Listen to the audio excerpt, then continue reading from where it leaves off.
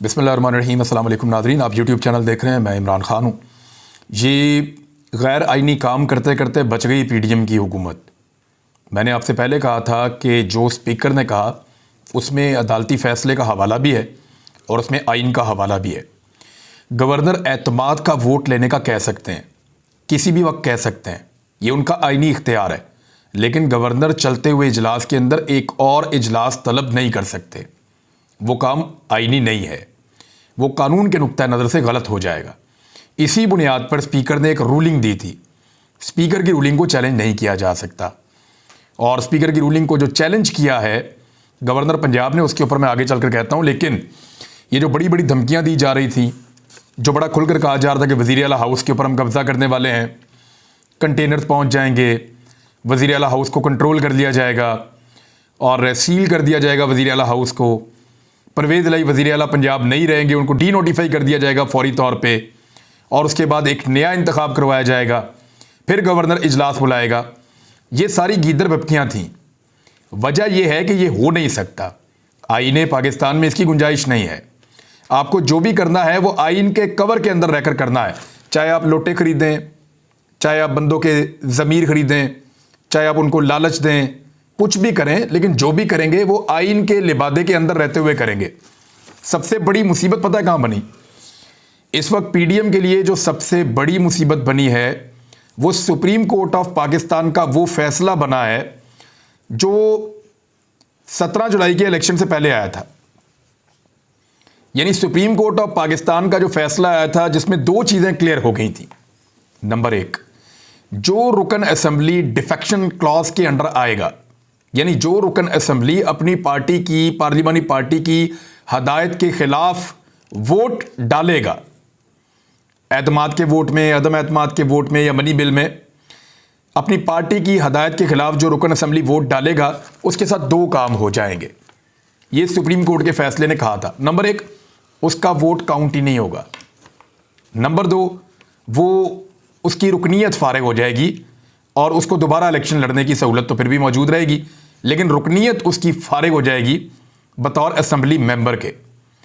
लिहाजा ये दो चीज़ें होने के बाद बहुत हद तक जो हॉर्स ट्रेडिंग है वो कंट्रोल हो गई। फ़र्ज़ करें अगर अभी 20 बंदे खरीद लेते आसिफ अली जरदारी और 10 बंदे खड़े होकर वोट डाल देते परवेज़ इलाही के खिलाफ, तो परवेज़ इलाही तो अदम एतमाद में फारिग हो जाते, एतमाद के वोट की तो ज़रूरत ही ना पड़ती। और अगर परवेज़ इलाही अदम एतमाद में फारिग हो जाते तो जो बाकी ईमानदार 10 बंदे हैं वो हमजा शहबाज को वोट डाल के वज़ीर आला बना देते। तो इस तरह ये 20 बंदे अपनी नशिस्तों से तो हाथ धो बैठते, लेकिन इनका वोट काउंट हो जाता। तो अदालत ने बड़ा क्लियरली कहा कि ना ये वोट काउंट होगा, इस वोट की हैसियत कानूनी नहीं होगी। जो जाकर फ्लोर क्रॉसिंग करके वोट डालेगा उसके वोट की कोई हैसियत नहीं होगी, ना वोट की हैसियत होगी और ना वो उस असेंबली का रुकन रहेगा, चाहे वो सूबाई है या कौमी असेंबली है। तो इस क्लैरिटी के बाद बहुत बुरी तरह जो हॉर्स ट्रेडर्स हैं, जो खरीदो वो करते हैं, मंडियां लगाते हैं, वो जो सौदागर हैं ज़मीरों के, उनका बहुत काम ख़राब हो गया। और अब वो उसके बीच में कोई जगह ढूंढ रहे हैं और बीच में जहां वो जगह ढूंढ रहे हैं वहां जगह मिल नहीं रही। गेम सारा फिर दोबारा चला जाता परवेज़ इलाही के हाथ में। तो पहले इन्होंने बहुत धमकियां दी कि ये कर देंगे, वो कर देंगे, असेंबलियां तहरील कर देंगे, हमारे कंट्रोल में है सब कुछ, ऐसे होने वाला है। लेकिन हुआ क्या? ये खबर मैं आपको बता रहा हूं और ये खबर एक्सप्रेस से मैं आपको पढ़ के सुना देता हूं, बाकी हर तरफ ये रिपोर्ट हुई है। हुकूमती कानूनी टीम ने गवर्नर को वज़ीर आला पंजाब को बर्खास्त करने से रोक दिया। यानी वज़ीर आला पंजाब को हटाने के जो दावे थे कि उन्होंने गैर आइनी काम अब कर दिया है, उनको एतमाद का वोट लेना चाहिए था, उन्होंने एतमाद का वोट क्यों नहीं लिया? तो इसमें एक बुनियादी नुक्ता यह है कि वज़ीर आला ने तो एतमाद का वोट नहीं लेना खुद से जाके, ये तो होगा स्पीकर कार्रवाई करेंगे। वज़ीर आला ने कब मना किया कि मैं एतमाद का वोट नहीं लेना चाहता? स्पीकर उस प्रोसेस को शुरू करवा दें, वो एतमाद का वोट ले लेगा। तो जब इसमें वज़ीर आला का कसूर ही नहीं है तो उसको आप हटा कैसे सकते हैं? और स्पीकर की रूलिंग को आप चैलेंज कर नहीं सकते। मैं आपको बताता हूं कैसे। पीडीएम की जो लीगल टीम है, उन्होंने गवर्नर बलीगुर रहमान को मना कर दिया है कि वज़ीर आला पंजाब को बर्खास्त ना करें, उनको डी नोटिफाई ना करें। वज़ीर आला पंजाब चौधरी परवेज़ इलाही को डी नोटिफाई करने के मामले में कुछ वजूहात हैं जो अब सामने आ गई हैं और बहुत सारी इन्होंने कोशिश की कि डी नोटिफाई कर दिया जाए, लेकिन बहुत सारी मुश्किलात हैं। ये आइन की एक खुली खिलाफ वर्जी हो जाती जिसमें सारे फंस जाते हैं। गवर्नर की जानिब से नोटिफिकेशन जारी ना होने के पस पर्दा हकायक अब सामने आए हैं। गवर्नर पंजाब को वज़ीर आला पंजाब को बर्खास्त करने से रोक दिया है। कानूनी माहिरीन की राय के मुताबिक आइन के तहत जब तक वज़ीर आला पंजाब एतमाद का वोट लेने से इनकार नहीं करते नोटिफिकेशन जारी नहीं हो सकता। वो तो इनकार ही नहीं कर रहे, उन्होंने तो कोई ऐसी बात ही नहीं की।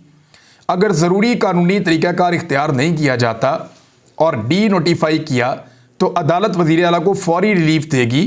और कानूनी माहिरीन ने तजवीज़ दी है कि स्पीकर पंजाब असम्बली की रूलिंग आइन के मुनाफी है, पहले इसे अदालत में चैलेंज किया जाए। अब ये मामला लटक जाएगा क्योंकि अदालत में चैलेंज करेंगे तो इस असम्बली को लंबा करना मकसद है वफाकी हुकूमत का। तो लंबा करने के लिए वो चाह रहे थे कि दिसंबर में असम्बलियाँ तहलील ना हो, फिर ये कम से कम इंतखाबात अप्रैल में चले जाएंगे क्योंकि रमज़ानुल मुबारक में इंतखाबात करवाना ज़रा पाकिस्तान में मुश्किल लगता है। तो बहुत सारी मजहबी सियासी जमातें हैं, उनका वही दिन होते हैं उनकी कमाई के, और मज़हब भी उसी दौर में वो कमा रहे होते हैं, नेकियां कमा रहे होते हैं, सवाब कमा रहे होते हैं, बाज़ लोग पैसा भी कमा रहे होते हैं, तो वही उनका कमाई का टाइम होता है। तो उनकी तरफ से भी एतराज़ आएगा। बहरहाल ये रमज़ानुल मुबारक में ऐसी कोई कदगन नहीं है, बहुत सारे गज़वात हुए हैं, जहाद मुसलमानों ने बहुत ज़्यादा किया है। इवन जब सलाउद्दीन अयूबी ने, मैं आपको मिसालें बात की बताऊं तो उन्होंने जब यरूशलेम को फतह किया तो उस वक्त भी जो है वो रमज़ानुल मुबारक था, और पाकिस्तान जब बना तो तब भी रमज़ानुल मुबारक था। जो तहरीक पाकिस्तान के नतीजे में पाकिस्तान बना तो वो भी 27 रमज़ानुल मुबारक की रात थी। तो बहरहाल इसमें अब ये चीज़ तो रोक दी गई है, कुछ ना कुछ करके इसको डिले में डाल दिया गया है कि पहले अदालत में चैलेंज किया जाए। अब गवर्नर का स्पीकर की रूलिंग मुस्तरद करना गैर आइनी है, ये एडवोकेट जनरल पंजाब ने कह दिया है, और लगता है कि अदालत का फैसला भी इससे जुड़ा हुआ आएगा क्योंकि गवर्नर की ये हैसियत नहीं होती कि वो स्पीकर की रूलिंग को मुस्तरद कर दे या उसको फारग कर दे कि ये नहीं, ये रूलिंग ठीक नहीं है। एडवोकेट जनरल पंजाब ने मीडिया से गुफ्तगू करते हुए कहा कि गवर्नर ने एपलेट अदालत का इख्तियार इस्तेमाल किया है, अपील का हक अदालत का दायराकार है, गवर्नर एपलेट अथॉरिटी नहीं है, वो ये हक इस्तेमाल नहीं कर सकते। गवर्नर ने बदनीयती दिखाई है, इनके अमल से जाहिर है कि उन्होंने इख्तियारात से तजावज़ किया है। अहमद अवैस का मजीद कहना था कि ये लोग पंजाब में सिविल और फोर्सेस को आमने सामने लाना चाहते हैं, इनसे पूछना चाहिए ये मुल्क का फ़ायदा चाहते हैं या तबाही चाहते हैं। रेंजर्स वगैरह की तैनाती से हंगामा आराई का खदशा होगा। वैसे रेंजर जो है वो पाकिस्तान की रेंजर्स है और पाकिस्तान की आवाम से उनको कोई प्रॉब्लम तो होना नहीं चाहिए।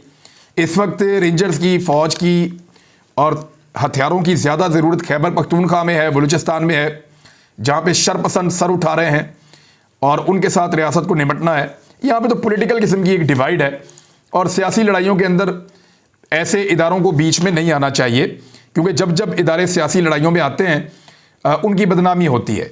पाकिस्तान तहरीक इंसाफ का, और ये देखें ना नजम सेठी जैसे लोग क्या कह रहे हैं।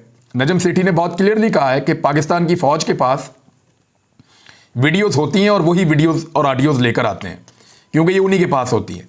अब ये नजम सेठी ने कहा है, अगर ये बात आदम सवाती कह देते तो पता नहीं बात कहाँ से कहाँ पहुँच जाती। नवाज शरीफ ने जो कुछ पाकिस्तान के आर्मी चीफ के बारे में कहा, नवाज शरीफ को तो फिर इसका मतलब है 10 दफ़ा उम्र कैद हो जानी चाहिए थी। जो फजलुर रहमान ने कहा और उनके भाई ने कहा, फजलुर रहमान की पार्टी के लोगों ने कहा, जो कुछ पीपल्स पार्टी के लोगों ने कहा, नून लीग के लोगों ने कहा, तो उनको 10-10 दफ़ा उम्र कैद हो जानी चाहिए थी। लेकिन जोर सारा का सारा पाकिस्तान के इदारों का और पाकिस्तान के कानून का लगता है कि सिर्फ आजम सवाती पे चल रहा है। तो सुप्रीम कोर्ट ऑफ पाकिस्तान को इसका नोटिस लेना चाहिए। इदारों के बारे में लोगों की राय क्या बनेगी जब लोग ये देखेंगे कि एक आदमी ने इसी तरह की बात की और वो अपनी लाइफ और हुकूमत इंजॉय कर रहा है, और एक और आदमी ने इसी तरह की बात की, हालांकि उसको नंगा भी किया गया, पहले वाले आदमी को नंगा भी नहीं किया था, इस आदमी को नंगा भी किया गया। इस आदमी की बेटी को इसकी और इसकी बीवी की जो प्राइवेट वीडियो है वो भी भेजी गई। तो ये आदमी जब ये बात करे तो इसके लिए कानून कुछ और बन जाता है, और वो जो दूसरा आदमी है जिसके साथ कुछ भी ना किया जाए और वो उससे ज्यादा सख्त बात करे तो कानून उसके लिए कुछ और बन जाता है। ये जो चीजें हैं ये पाकिस्तान की अदलिया के बारे में, पाकिस्तान के इदारों के बारे में लोगों के दिमागों पे अच्छे असरात नहीं डाल रही। इससे ब्रेन ड्रेन होता है। जो अक्लमंद और समझदार लोग हैं वो उस मुल्क को छोड़कर जाना चाहते हैं। इससे लोग मुतनफ़र होते हैं। लोग अपने सिस्टम, अपने मुल्क और अपनी ज़मीन से मायूसी उनको होना शुरू हो जाती है। इस मायूसी को दूर करना अदलिया की जिम्मेदारी है। चीफ जस्टिस ऑफ पाकिस्तान है तो वैसे हम सबकी जिम्मेदारी, लेकिन अदलिया उसमें ज़्यादा बेहतर रोल प्ले कर सकती है।